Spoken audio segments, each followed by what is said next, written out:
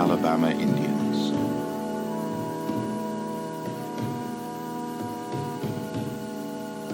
Asia to Alabama, the Paleo Hunters.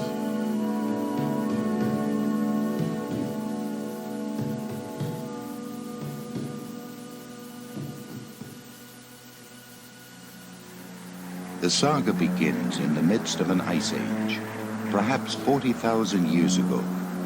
The awesome forces of nature combined to create a forbidding environment for man. In the northernmost reaches of our hemisphere, these conditions were intense. Year upon year, century after century, massive glaciers pushed southward from the Arctic, burying half a continent.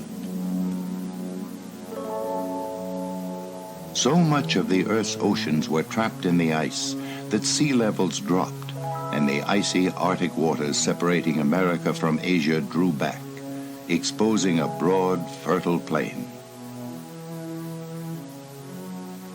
The land of Beringia. Though much of Beringia lies within the Arctic Circle, its rich soil supported many varieties of tough Arctic grasses. Mammoth, muskox, caribou, and elk grazed the tundra. They were, of course, followed by their natural predators, wolves, bears, and man.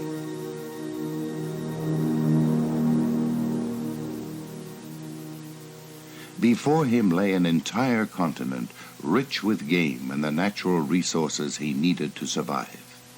But hundreds of miles of glacial ice blocked passage to the south. Geologists tell us that at least twice during the thousands of years that were the ice ages, the ebb and flow of the glaciers opened both Beringia and ice-free routes southward. Pursuing the migrating herds from the grasslands near the Arctic Circle through northern pine forests into the high plains of the Missouri Valley, man's nomadic wanderings eventually led him to the oak and beech forests of the southeast. It was a migration measured in millennia, which brought these ancient hunters to the Tennessee Valley of northern Alabama at least 12,000 years ago. Here he found a virtual paradise, mild temperatures, abundant water, and plentiful game. In fact, Ice Age Alabama looked much as the countryside does today. The north was heavily forested with pine, while the southern areas were covered with hardwoods. The interior was probably grassland. The mountains and rivers, sources of food and shelter to Alabama's earliest Indians, have changed very little. Man successfully adapted his Stone Age culture to this new, bountiful environment.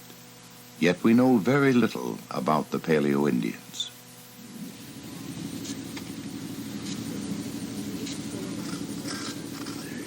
Where there once stood a living man, we have only a fire-cracked rock, a stone tool, a charred bone. Few tangible remnants of these ancient people survive. Most of what was theirs, baskets and skins, cordage and sinew, traps and snares, have long since disappeared, decayed before the onslaught of time. Only the stone tools remain. To unschooled eyes, these implements may seem nothing more than formless bits of broken rock. In fact, their shapes are quite intentional and utilitarian, and their variety and efficiency are remarkable.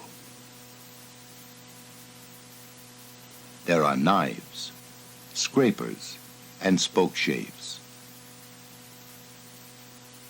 gravers, drills, chisels, and choppers. And there are the points. Given names like Clovis, Redstone, Cumberland, and Quad, after the sites where they were first discovered. Each is unique in style and form.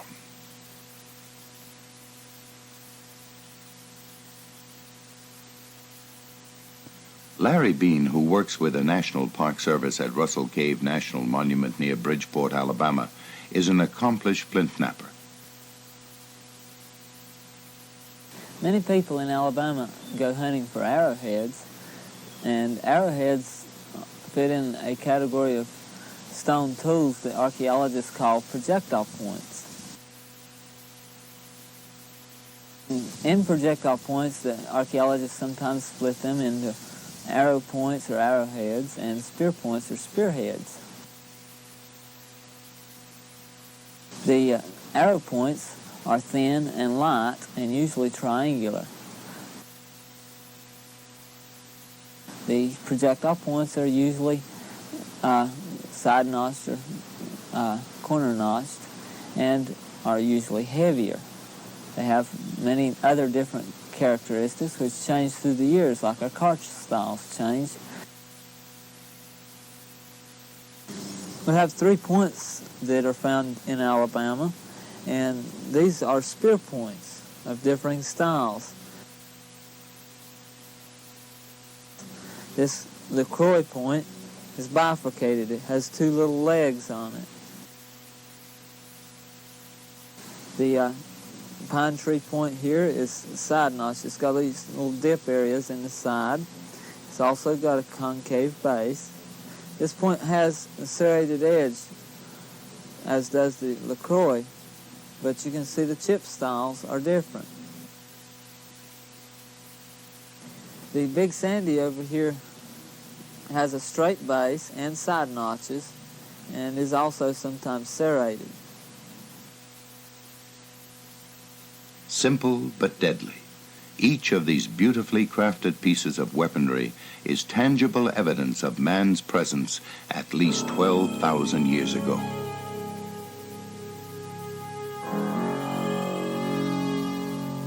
It was a time of great beasts, mammoth and mastodon,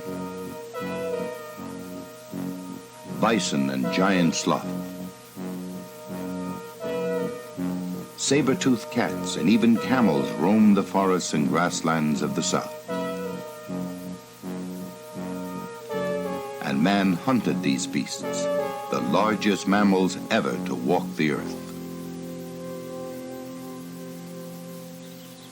To disable and kill his prey, the ancient hunter used a heavy stone-tipped spear which he held and thrust or threw over short distances. To make the point, man worked chert, a native stone which breaks and fractures like thick glass. Using another rock as a hammer, he would strike it against the piece of chert, knocking off a flake of stone. Using a piece of deer antler, man roughly shaped this flake into what archaeologists call a preform. Then, using a tool made of bone or antler, small chips of stone were pressed or flaked from the edges of the preform, giving the point a cutting edge sharper than surgical steel. Next, the point was fluted or grooved down the center. This allowed the point to be countersunk or hafted into a heavy spear shaft. Armed with this lethal weapon, man sought his prey near water holes, fording places, salt licks, areas which attracted and concentrated game. He stampeded herds, driving them over cliffs or into ravines. He fell upon the young, ran down the weak, and ambushed the stray, driving his spears deep into the struggling beasts. The lifestyle of the big game hunt required that the Paleo-Indians be constantly on the move. They were nomads, wanderers, who had mastered the subtle signs and cycles of plants and animals. They followed a seasonal round, covering many, many miles throughout the year. It was essential that they travel light, carrying only the most necessary tools and weapons. They built no permanent structures, living instead in such natural formations as caves or bluff shelters. When these were not available, they would put up lean-tos or animal skin tents. They kept their bands small, usually 30 or so family members, so there were few mouths to feed and few people to move. In the southeast, these hunters migrated through the Tennessee River Valley. Then, as now, the bottomland was rich and fertile. Plant and insect food was abundant, and game trails crisscrossed the forest, stopping at springs, sinkholes, and small oxbow lakes. On the ridges overlooking these spots where he could command the approaches, watching for danger and waiting for prey, man made camp. Excavations of these areas usually uncover several small campsites, each separate from one another, and each with its own set of tools and weapons, giving archaeologists clues to the Paleo-Indian lifestyle. Dr. Joseph O. Vogel of the University of Alabama. We don't know a great deal about the Paleo-Indians. Oh, we've got archaeological sites, stone artifacts, but the bulk of their material culture, the carved bone and ivory, wooden tools, basketry, all of these have been lost for thousands of years. How then can archaeologists say anything positive about these people? Well, for one thing, we know the Paleo-Indians were hunters and gatherers. Therefore, we can study the life ways of modern hunters and gatherers, the Bushmen of the Kalahari or the Eskimo. From these people, we can make analogies. From these analogies, we can create models which help archaeologists to understand, or at least to explain, the ways in which the Paleo-Indian should have lived. As a result of this, we can say very positively that they lived in small bands, that they followed the herds. We can even make suggestions about their social systems. Obviously, there is much we will never know about the Paleo-Indians of the Southeast. What gods did they worship? What languages did they speak? What stories did they tell? The archaeological record does tell us that they were here and that they forged a culture in harmony with their environment.